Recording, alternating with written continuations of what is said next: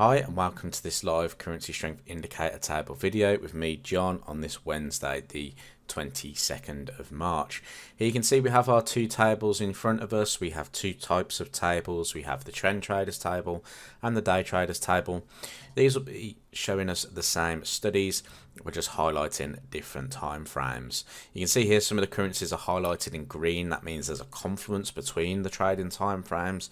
That's where we'll be focusing some of our attention in these videos.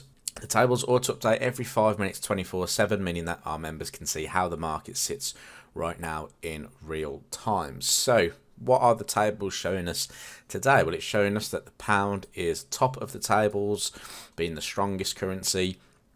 It's then followed by the euro on the day traders at S2, however is only S3 on the trend traders. The Canadian dollar is the second weakest currency on the trend traders, but only the third weakest currency on the day traders. And the US dollar tops the day traders as the weakest currency and the third weakest currency on the trend traders. Now, today is going to be an interesting day.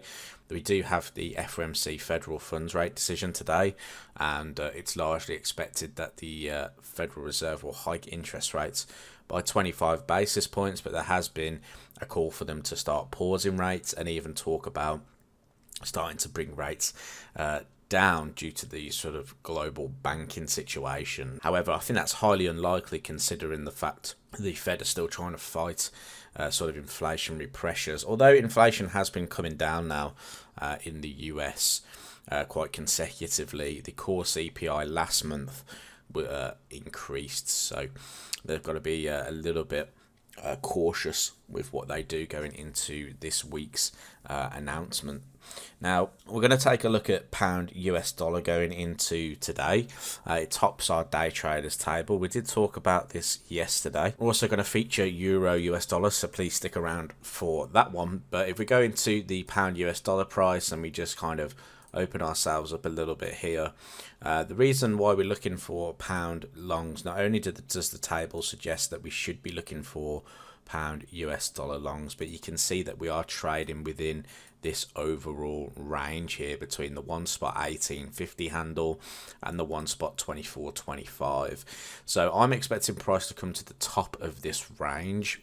We then may sort of reject the range and stay within the range, or we may sort of break out and move to the upside. We don't know yet. We don't need to see how price reacts if it makes it to that level. I've also put in the 124 as well, just because that was a high where we saw aggressive selling coming in. So we may not reach the 1 spot 24.25. We may only reach the 1 spot 24 handle. Now, if we look at the sort of makeup of the market on the lower time frame, yesterday we were talking about the price coming into this previous high, which was on the 14th of February. We rejected it, and we discussed whether price will come back to the 122 handle and move higher, or whether price would find support on a lower time frame and break through the highs. Now, price decided to trade lower into the 122 handle before rallying to the upside. So if you did look at the 122, that was a good move. I missed that move. It wasn't really a time where I would be trading the market at that point, and I wasn't in front of my computer, so I missed that move in there. Price then rallied to the upside, and you can see we're just trading back at these highs now. So there's an interesting development that could form here today. We're either going to break through and move higher depending on how the federal funds rate decision goes. If it does, then I think that opens the door to the move to the range highs. If, however, we reject here, then price could move back down towards the 122. We may even see price range between these highs and this 122 handle before the market can kind of get a hold of what's said after the federal funds rate decision, because we have the FOMC press conference that follows that as well. So we may be a little bit tentative going into towards that session.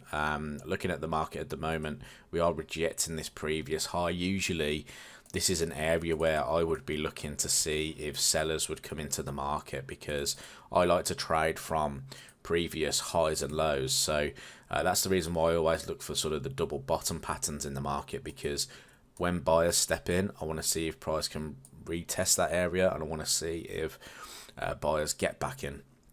Very much like when you see these type of builds up in the market, you can see that buyers step in, they come in, they retest again. These are the areas where I like to try and get involved in the market. Now obviously that means I'll miss out on some moves, but that's sort of the thing that I look for. So when price comes into a high, let's say price was at this high and the pound was starting to weaken and the dollar was starting to gain strength on the tables, I would be looking for a move to the downside there at this resistance level. However, because we are looking to get long in this market, I would be looking at our minor demand zone. So you've got this kind of demand zone down through here, which is around about the 1.2225.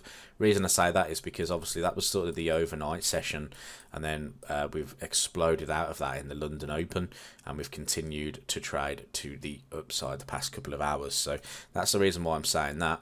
Alternatively, like yesterday's video, I think we need to see these highs being taken out. I think if we get that clear close above these highs, it will lead to a move up to the 1.24 handle, which again, so let's say price breaks out, comes back, we've got to move from sort of the 122.75s all the way up to the 124s. So that does give us a good sort of room to trade about 130 pips to 150 pips. And if that's on a lower time frame as well, that's good reward to risk ratio if we're trading around that level with a tighter stop loss. Now you can kind of see that, so if we look at chart partner in the top left hand corner, you can see today's pips gained or lost. So we've done 81 pips today. Now the daily ATR is 94 pips. So has the market kind of done its move? If I just go to the daily and zoom in, if I take the low of the candle to the high of the candle, you can see we've done 96 pips. The ATR was 94 pips. So, you know, are we sort of, if we're going to try and get long now, are we going to kind of get stuck in that sort of exhaustion period? So I'll probably wait to see what happens, see if we can break out higher before seeing longs, or if we can pull back to demand zones. Like I said, that's something I'd be interested in. Going on to Euro US dollar then, so I like the Euro US dollar. Obviously, if we just take the tables into consideration, we've got the Euro as the second strongest currency on the day traders at the moment, so momentum is with the Euro and the pound at the moment. So I'm looking to see if maybe we can start looking for longs here as well. Now if we look at this daily time frame, we can see that price has jumped above the 1.0750 recently formed highs on the daily chart, after sort of retesting the lows here at the 1.0525. Now obviously that move there was that sort of Credit Suisse move, and price has just really recovered after that. So now we're trading above that high. Does that open the door to the next level of resistance? Now next level of resistance on a higher time frame perspective is the 1.1 handle, which were these highs in here. So is that something that price could potentially target? Perhaps. Now if we go to the 4-hour time frame, we do have a minor level of resistance in the way, the 1.08. You can see it was this spike higher on the 14th of Feb and this low here on the 31st of January. So that little area or zone in here could be a little bit of a sticking point for price coming up. So again, how does price react to that level? Do we start seeing sellers coming in at that point? If we do, we should probably avoid it and wait for the tables to give us the signal that we're coming lower. Or if price breaks out of this, that really would then see you kind of got all this sort of area here where price hasn't really spent a lot of time in. So I'd expect maybe a move up to the next levels of resistance, that being the 1.1 as well, which were those highs in here.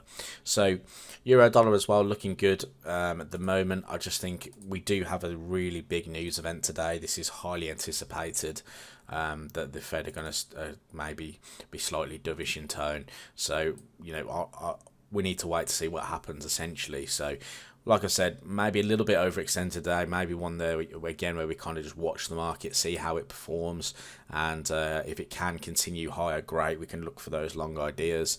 But I'd want to be out of my trades by sort of 5 p.m. this evening, ahead of the sort of federal funds rate decision around 6 p.m. tonight. So keep that in mind. I hope you enjoyed this video update, and I look forward to speaking to you in the next one.